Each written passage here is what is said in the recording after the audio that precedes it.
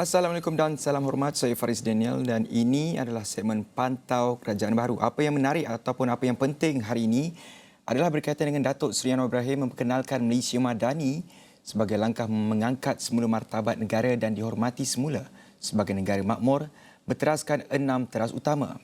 Perdana Menteri berkata 6 teras itu adalah kemampanan, kesejahteraan, daya cipta, hormat, keyakinan dan ihsan. Perdana Menteri berkata beliau percaya barisan pimpinan, penjawat awam dan sektor swasta memahami mengenai kepentingan keselesaan untuk semua dan bukan untuk sesuatu kelompok masyarakat sahaja. Justru beliau berharap semua pihak bekerjasama dalam meletakkan sebuah batu asas baru dengan meninggalkan perkara lampau dan memartabatkan hidup yang lebih bermakna. Anwar juga yakin semua jemaah menteri dan ahli politik lebih manusiawi daripada yang boleh disaksikan pada ketika ini. Sehubungan itu, Malaysia perlu diselamatkan dan diharum semula demi keadilan untuk rakyat berbilang kaum dan latar belakang. Beliau berkata demikian semasa berucap menyampaikan amanat Perdana Menteri membangun Malaysia Madani di Pusat Konvensyen Antarabangsa Putrajaya pada Khamis. Saya menaruh keyakinan yang sangat tinggi bahawa Malaysia berupaya diangkat semula di persada dunia sebagai negara kukuh dan kuat. Kita tidak mahu nama Malaysia ini tercemar dengan skandal, dengan permasalahan, dengan cetusan pertelingkahan kaum atau agama. Kita mahu Malaysia ini dikenali sebagai negara madani yang mampu diangkat martabat rakyat dan negaranya. Salah satu negara yang harum dikenali dan dihormati sebagai negara makmur, negara adil, negara yang menolak sebarang bentuk kezaliman terhadap individu atau kaum.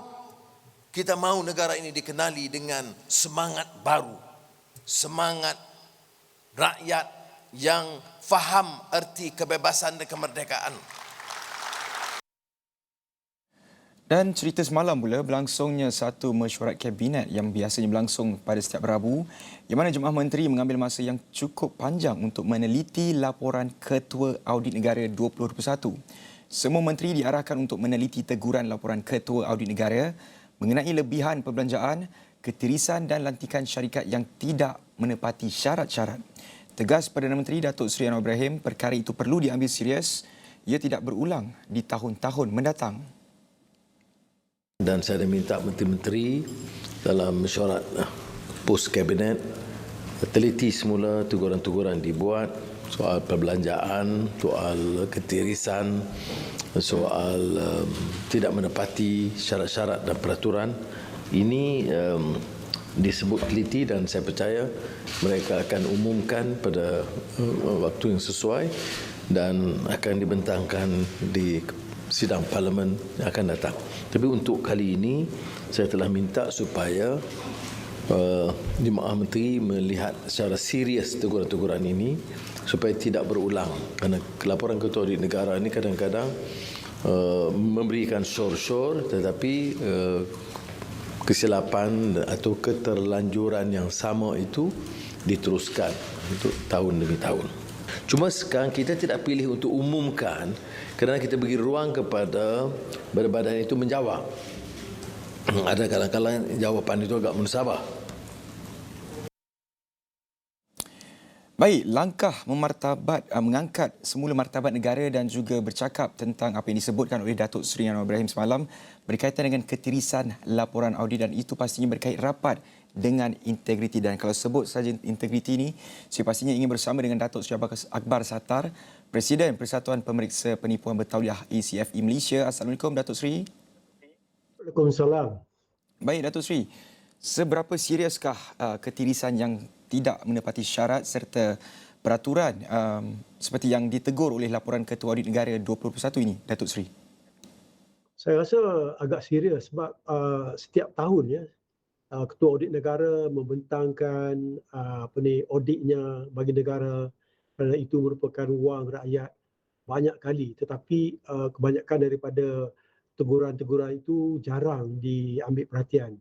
Jadi ia telah menjadi satu amalan yang mana tidak berapa endah oleh termasuk menteri dan juga pegawai-pegawai kerajaan yang yang menjaga bahagian-bahagian yang tertentu. Jadi ini merupakan satu usaha yang baik oleh Yang Amat Berhormat Perdana Menteri kerana memberi tumpuan kepada ini. Kerana saya dapati pada bulan 10 tahun lepas pun apabila Ketua Audit Negara telah membentangkan dia punya audit, itu pun ada ketirisan lebih kurang 620 juta.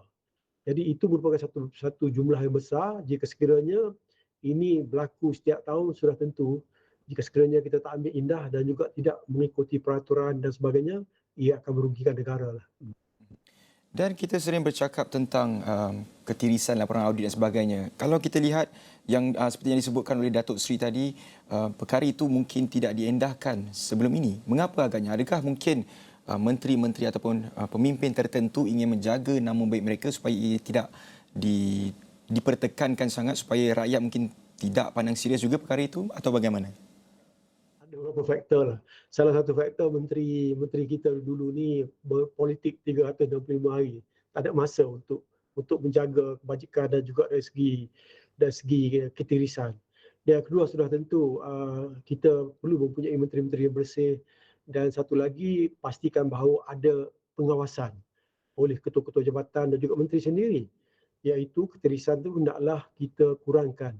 Jadi ini merupakan satu perkara yang sangat mustahak kerana kerugian ini amat banyak dan sudah tentu memberi impak yang tak baik kepada negara, sedangkan duit-duit yang tak tiris itu sama ada tiris disalahguna ataupun tiris kerana lemahnya pengawasan, lemahnya pentadbiran, ia akan merugikan negara, sedangkan duit itu kita boleh gunakan untuk pembangunan dan juga beri kepada rakyat. Agaknya Datuk Seri, seperti yang disebutkan oleh Datuk Seri Anwar Ibrahim sendiri, ia tidak semestinya berkaitan dengan rasuah kerana ia bukan dalam bidang kecekapan pihak audit. Sebaliknya lebih kepada tujuan untuk kenal pasti masalah daripada bagaimana ia boleh berlaku. Pandangan Datuk Seri bagaimana? Ya, itu ada kebenaran, tetapi sudah tentu daripada ketirisan itu mesti ada juga elemen-elemen rasuah. Kerana kita dapati bahawa kajian yang dibuat oleh Bank Dunia, kita dapati bahawa sekurang-kurangnya 30% akan tiris disebabkan oleh kontrak yang diberikan secara direct nego dan sebagainya. Jadi ini juga telah disokong oleh bekas Ketua Audit Negara Tan Sri Amri Buang yang menyatakan bahawa 30% daripada dari segi kontrak ini hilang begitu saja sebab ketirisan dan juga fraud. Jadi ia memang ada kaitan, tapi jika sekiranya kita menguruskan dengan baik dan juga menjaga supaya tidak memberi kontrak-kontrak dan juga apa saja dari segi kewangan, perbelanjaan kewangan itu tidak diberi kepada kroni yang mana mereka meletakkan harga-harga yang mahal, terutama sekali dari segi pembelian barang ataupun pembuatan pembangunan dan sebagainya.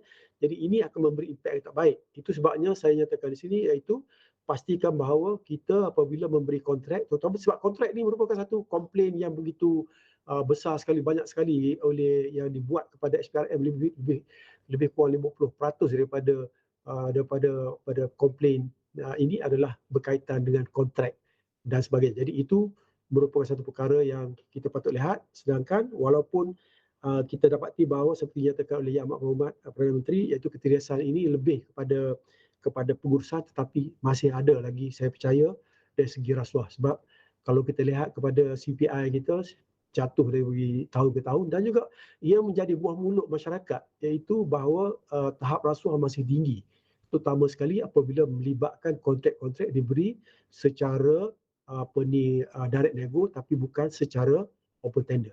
Tapi walau bagaimanapun, bukan kita mengatakan bahawa open tender itu 100% boleh mengelakkan ketirisan dan rasuah, tetapi sekurang-kurangnya ia boleh membantu kita untuk mengurangkan rasuah. Jadi kalau kita lihat, bukan masalahnya mungkin selantang mana pun pemimpin itu, jika di bawahannya ataupun mungkin penjawat awam itu sendiri ataupun kontraktor itu sendiri yang menjalankan dan mengamalkan perbuatan rasuah, maka tiada gunanya jika pemimpin kita pun cukup serius ataupun cukup lantang bercakap tentang perkara itu setiap hari. Datuk Seri. Saya rasa tak betul. Yang pertama ialah hendak pemimpin kita yang pertama, iaitu termasuk Perdana Menteri lah, menunjuk contoh yang baik seperti yang dibuat kini. Mana sudah tentu ia akan diikuti. Dari segi teori kriminologi dikenali sebagai rationalization, technique of neutralization. Apa saja yang dibuat oleh orang atas akan diikuti oleh orang bawah. Jadi ini merupakan satu perkara yang kita tak boleh saja kita menyalahkan orang bawahan, tetapi orang bawahan itu akan mengikut Perdana Menteri ataupun menteri-menteri yang melakukan rasuah dan kegiatan-kegiatan yang tak baik. Jadi apabila kita sebagai Perdana Menteri menunjukkan contoh yang baik dan juga menteri-menteri tunjuk contoh yang baik, tidak terlibat dalam rasuah dan juga mengadakan pengawasan, memberi contoh yang baik kepada kaki tangan bawahan, sudah tentu ini dapat mengurangkan dan juga boleh menyelamatkan dari segi kewangan kita. Maka dengan apa arahan yang disebut oleh Perdana Menteri supaya Jemaah Menteri ambil serius teguran laporan Ketua Audit Negara, adakah ini kita boleh menjangkakan bahawa dengan adanya teguran ataupun serius, perkara yang kita pandang serius ini, mungkin selepas ini ketirisan tu mungkin kalau boleh kurang ataupun kalau boleh tiada langsung selepas ini, tapi dalam pada masa sama bagaimana menteri-menteri itu memainkan peranan untuk memastikan perkara itu pada masa depan ia tidak lagi berlaku. Bagaimana solusinya? Saya amat kagumlah dengan Perdana Menteri baru ni kerana dalam KPI juga? tu Adakah mungkin itu boleh diletakkan dalam KPI juga, Datuk Seri? ia apabila dia berjumpa dengan media yang pertama kali, dia adalah merupakan seorang Perdana Menteri yang pertama yang menyatakan bahawa selain daripada isu-isu ekonomi dan juga kos sara hidup, beliau juga akan menekankan kepada perbuatan-perbuatan rasuah. Jadi dia akan tentang. Jadi ini merupakan satu agenda yang baik dan juga pesanan dan juga satu usaha yang baik oleh Perdana Menteri yang jarang kita dengar sebelum ni, kecuali luar negara, iaitu Presiden China dan juga Perdana Menteri Taiwan melakukan sedemikian, dan ini dapat mengurangkan rasuah. Dan sudah tentu sebagai menteri, kan, oleh kerana Perdana Menteri tunjuk contoh yang baik, pastikan bahawa dia nak memastikan bahawa menteri-menterinya dan juga pegawai-pegawai kanannya melakukan kerja dengan berhemah, transparan, mengelakkan rasuah. Ini adalah contoh yang baik, tetapi menteri sebagai menteri sudah tentu pastikan kita kerjasama dengan KSU dan juga mengikut peraturan-peraturan yang sedia ada. Pastikan kita bagi kontrak-kontrak dan juga apa sahaja perbelanjaan kewangan kerajaan itu hendaklah diberi secara kepada orang-orang yang layak, wibawa, mengikut peraturan. Jadi ini akan mengurangkan. Jadi saya percaya dengan arahan oleh Perdana Menteri ini sudah tentu saya kira tahap ketirisan akan berkurangan, insya-Allah. Dan Datuk Seri, kalau kita nak cakap tentang apa tumpuan kita hari ini adalah berkaitan dengan Madani, yang mana Malaysia akan diangkat semula martabatnya sebagai negara yang makmur dan adil kepada semua rakyat. Bercakap tentang membangun Malaysia Madani itu sendiri, berkait dengan rasuah, bolehkah kita kaitkan dengan rasuah juga berkaitan dengan ketirisan? Kerana martabat negara ni semuanya terpalit mungkin dengan isu-isu bangsa dan sebagainya, isu pentadbiran ataupun tadbir urus dan juga polisi dan sebagainya. Tapi kalau kita lihat apa yang boleh kita fahami dengan lebih dalam lagi berkaitan dengan mengangkat martabat negara itu sendiri, Datuk Seri. Saya memang percaya bahawa rasuah adalah ibu kepada segala masalah. Tidak stabilnya politik kita, ekonomi kita pun merudung, keadaan sosial rakyat pun punya masalah yang besar. Ia merupakan salah satu daripada disebabkan oleh kegiatan rasuah yang berlaku di negara ini. Kerana rasuahlah merupakan satu faktor yang penyebab utama apabila tidak stabil politik, sudah tentu kerajaan dan juga pegawai kerajaan tidak dapat menjalankan tugas dengan baik sebab kita lebih kepada politik. Jadi ini merupakan satu amanat yang bagus yang dinyatakan oleh Yang Amat Berhormat. Sudah tentu apabila tujuan utama kita pastikan bahawa kita kurangkan rasuah, tingkatkan dan juga kita dapat improve kita punya CBI. Ia bukan saja boleh menyebabkan orang-orang luar dan juga pelabur-pelabur luar dapat kita tarik untuk melabur di negara ini, bahkan juga imej kita akan baik.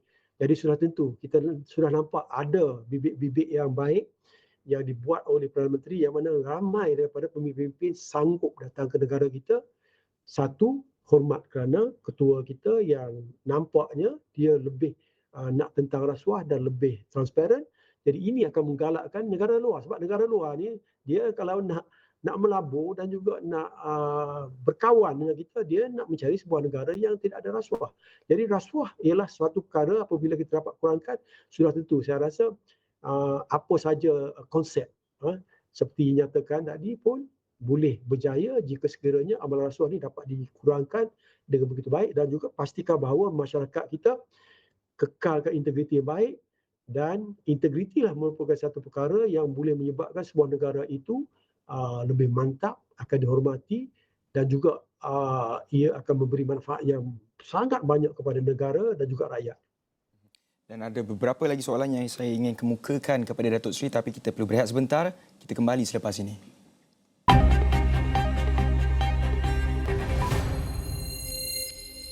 Baik, kita masih lagi dalam segmen Pantau Kerajaan Baru dan tetamu saya pada jam ini adalah Datuk Seri Akbar Sattar yang ingin bercakap tentang kita ingin kupas berkaitan dengan laporan Ketua Audit Negara 2021 yang dibentangkan oleh Perdana Menteri semalam. Dan Datuk Seri Akbar Sattar, saya ingin mungkin saya ingin tanyakanlah, kita sudah tahu hutang negara kita ini sudah pun mencecah trilion ringgit, dan juga kita pun sudah lihat ataupun sudah didedahkan sendiri oleh Perdana Menteri berlakunya ketirisan yang mencecah berbilion-bilion ringgit.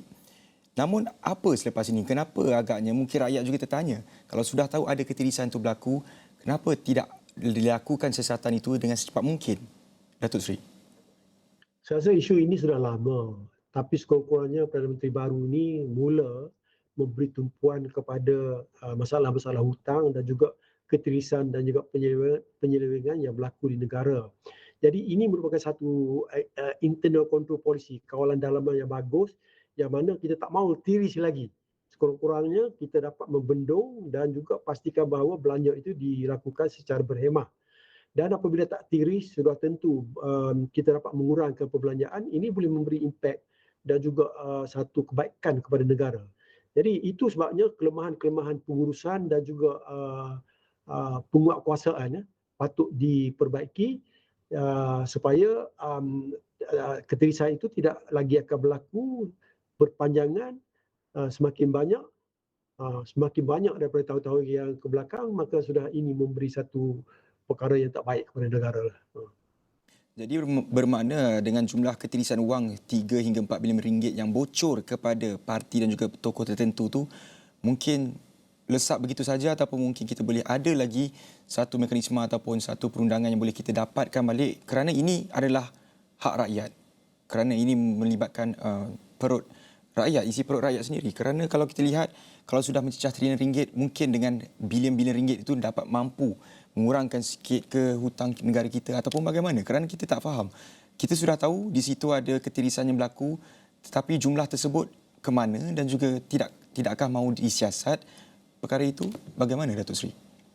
Saya rasa ini kita pun tak tahu sebab Perdana Menteri tak bagi secara detail ya. Cuma saya dapati bahawa mungkin dengan perketatkan proses ataupun kontrak-kontrak itu dirunding balik dengan syarikat-syarikat ya. Itu saya fikirlah salah satu yang menyebabkan kita dapat kurang. Dan sudah tentu mungkin dia pun ada lihat iaitu mungkin kemungkinan besar ada juga kontrak-kontrak dibeli terlalu tinggi, sedangkan yang kita boleh pelawar ataupun memberi kepada kontrak lain lebih murah. Jadi itu apabila mungkin perkiraan beliau itu sampai menyatakan bahawa kita kerugian lebih kurang berbilion tadilah itu. Tapi sudah tentu ini merupakan satu tindakan yang baik. Sekurang-kurangnya beliau ini sangat memberi perhatian kepada kerugian duit, kerana duit adalah segala-galanya, terutama sekali untuk kita membangunkan negara. Dan yang kedua, mengurangkan hutang seperti kita nyatakan tadi. Jadi apabila kurangnya ketirisan, dan yang kedua kita dapat pastikan bahawa ada kelemahan-kelemahan yang menyebabkan kita rugi 2 hingga 3 bilion itu, maka dapat ditutup loophole yang ada tu. Ini boleh membantu negara dan juga memberi kesan yang baik. Bukan itu saja, bahkan juga pegawai-pegawai yang mungkin nakal sikit ataupun menteri-menteri mungkin sebelum ini dan atau mana-mana menteri fikir 10 kali sebelum melakukan sesuatu, sebab sekarang ini bos nombor 1 sendiri sebagai Menteri Keuangan juga cek kita punya apa yang kita beli, apa yang kita belanja, dan dia boleh tahu dengan panduan oleh pegawai-pegawai kerajaan yang berani, yang dibenarkan untuk mengkritik kerajaan dan juga memberi maklumat-maklumat kepada Perdana Menteri, dan itu akan membantu Perdana Menteri untuk mengetahui bahawa sesuatu projek itu tak sepatutnya berharga sedemikian. Jadi ini merupakan satu kombinasi yang bagus di antara Perdana Menteri kerajaan yang boleh menyebabkan kita akan mengurangkan keterisan. Jadi hormat kepada pegawai kerajaan ini merupakan satu perkara yang baik, sebab sebagai pegawai kerajaan kita tidak boleh menghalang seseorang ahli politik itu interfere kerja kita. Tetapi kita boleh menggunakan hak kita supaya tidak mengikuti, terutama sekali apabila kita diarah untuk melanggar undang-undang.